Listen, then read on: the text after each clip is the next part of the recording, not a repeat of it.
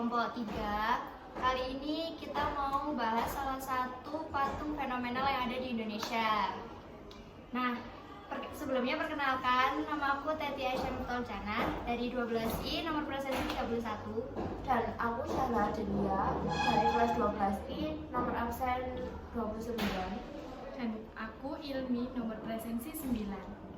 Aku Muhammad Arif Firdaus, presensi 13. Aku Sandi Adam Bisnanto, absen 24. Nah, kali ini kita akan bahas soal patung Charles Veva Jayamahe. Nah, teman-teman udah tahu belum patung Charles Veva Jayamahe itu yang gimana? Coba search dulu. Nah, sekarang kalian udah tahu belum siapa sih yang membuat patung Charles Veva Jayamahe itu?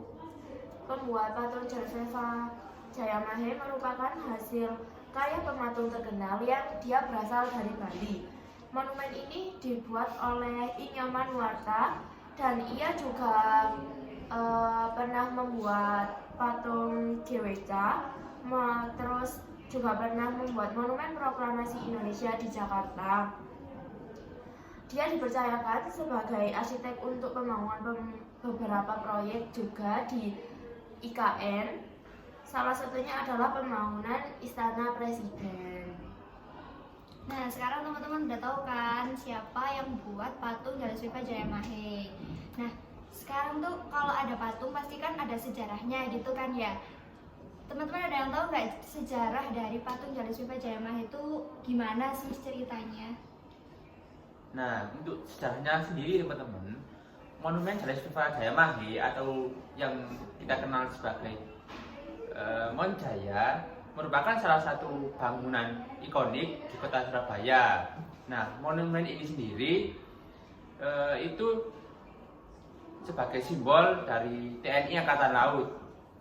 Nah, kalian tahu nggak sih, monumen ini dibangun oleh Panglima TNI Angkatan Laut, yaitu Letkol Muhammad Arifin pada tahun 1950 bersama Inyoman Nuarta, yaitu seniman terkenal yang ada di Indonesia. Nah, kalian tahu nggak berapa sih waktu yang dibutuhkan untuk membangun monumen ini? Berapa ya? Pasti lama. Ya, pasti lama. Nah, untuk monumen Charles Veva Jayamahe ini dibutuhkan waktu 6 tahun sampai diresmikan. Jadi awal pembangunan monumen ini berawal pada tahun 1990 dan diresmikan pada tanggal 5 Desember 1996 oleh Bapak Presiden Soeharto. Nah, kalian tahu nggak sih selain monumen ini, selain sebagai monumen, bangunan ini juga difungsikan sebagai mercusuar bagi kapal-kapal militer dan sipil yang sedang berlayar baik menuju maupun dari pelabuhan Koarmada II dan pelabuhan Tanjung Perak ataupun sebaliknya. Nah, itu tadi penjelasan mengenai sejarah monumen Charles Veva Jayamahe. Keren kan? Oke, informasinya tuh sangat berguna banget ya. Sejarahnya tuh ternyata sepanjang itu. Nah, kalau sejarahnya udah, pembuatnya udah, tekniknya ini perlu nggak sih? Soalnya kan kalau dilihat-lihat patungnya itu kan kayak yang nggak biasa juga. Bentuknya itu kan detail-detailnya itu kan menarik gitu kan ya. Teknik pembuatannya itu kira-kira gimana sih? Proses dimulai dengan pembuatan model patung skala kecil. Setelah proses pembuatan model tersebut selesai, dibuatlah cetakan dengan bahan tahan panas. Lalu pencairan logam, setelah itu proses pencairan logam dipanaskan dengan suhu yang tinggi. Lalu dituangkan ke dalam cetakan sehingga mendingin. Setelah dingin, cetakan tersebut dipecahkan untuk mengeluarkan patung. Selanjutnya patung dipoles dan disempurnakan. Nah, selanjutnya ada bahan untuk membuat patung Charles Veva Jayamahe. Bahan utamanya adalah beton untuk menyimbolkan kekuatan dan stabilitas. Selanjutnya ada bahan kuningan untuk memberikan kesan mewah dan megah dan estetika pada patung tersebut. Oke, kita udah bahas sejarah, terus teknik pembuatan, bahan-bahan sama yang membuatnya. Nah, aku juga punya informasi. Jadi beberapa waktu lalu aku juga searching gitu kan, baca informasi. Ternyata patung Jalis PP Jaya Mahe itu juga punya makna tersendiri gitu.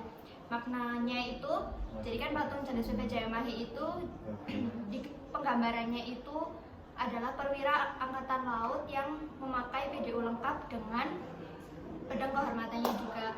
Nah, di situ kan patungnya itu kan menghadap ke laut gitu kan ya.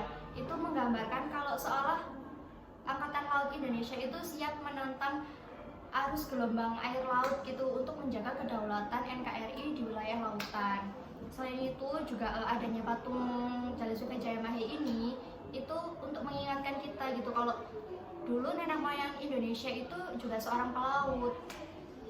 Jadi ya intinya patung Jalis PP Jaya Mahe itu menggambarkan kalau angkatan laut Indonesia siap berjaya meskipun di lautan, yang dimana itu juga tercermin di salah satu semboyan dari TNI Indonesia.